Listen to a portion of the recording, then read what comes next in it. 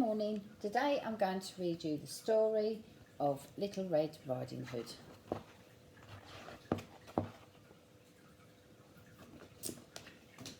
Once there was a little girl who loved to wear red. She had red shirts and red skirts, red shoes and a fabulous bright red cloak.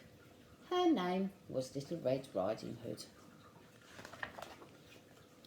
Early one morning, Little Red's mother packed up a basket. "I have a very special job for you," she told Little Red. "Granny is feeling poorly. Will you take her this fresh fruit?" "Of course," cried Little Red, and she put on her favourite cloak and kissed her mother goodbye.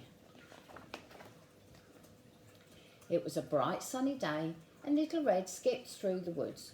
"Good morning," she called to the rabbits and the deer. "I'm bringing Granny a special surprise." But someone was peeping from behind a tree. A big, hungry wolf. "Good day," growled the wolf. "What are you doing in the woods all alone?"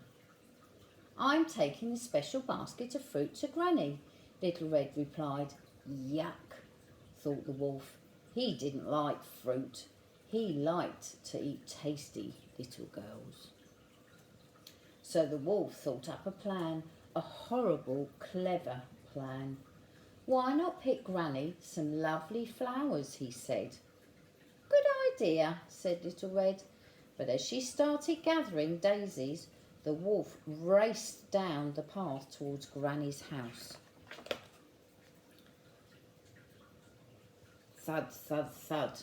The wolf knocked on Granny's door with a thud. "Is that you, Little Red, my dear?" called the Granny. "Yes," squeaked the wolf. "Let me in. It's breakfast time."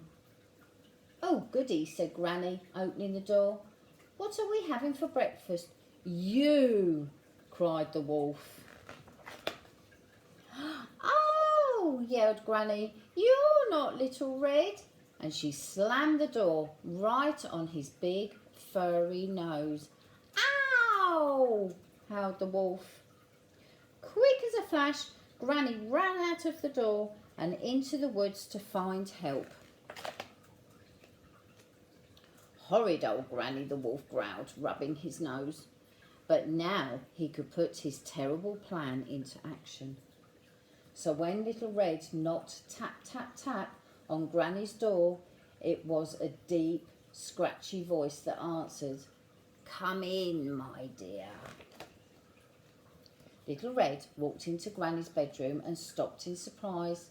"Why, Granny," she said slowly, "what big ears you have." "The better to hear you with, my dear," croaked the wolf.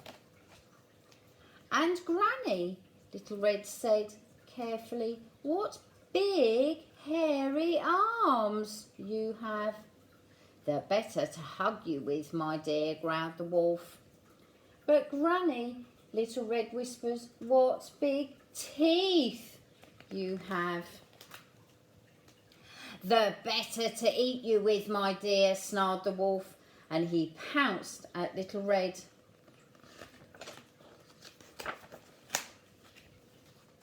Just at that moment, the door burst open. In rushed Granny with the woodcutter. "Stopped right there," yelled Granny.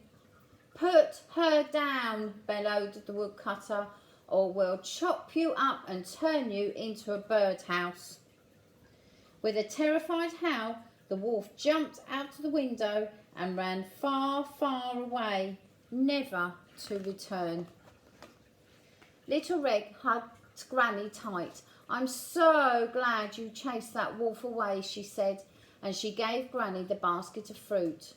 "What a day of excitement," laughed Granny.